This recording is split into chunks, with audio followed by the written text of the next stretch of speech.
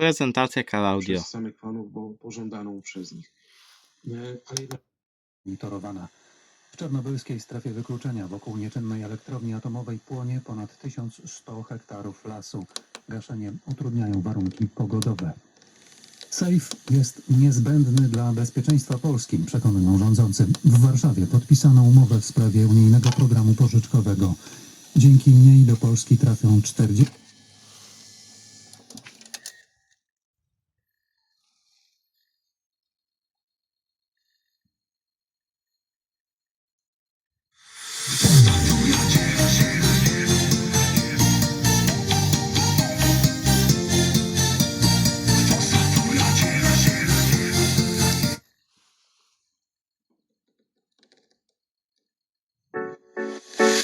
Zawsze marzyłem o takiej dziewczynie jak ty. Wszystko sprawne. Czyta płyty oryginalne i nagrywane. Twoje słodkie usta przeszło na chcę.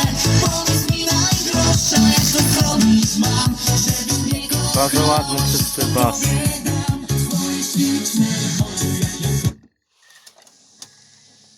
a pożyczkę będziemy spłacać do 2070. wychodzenia z ciała.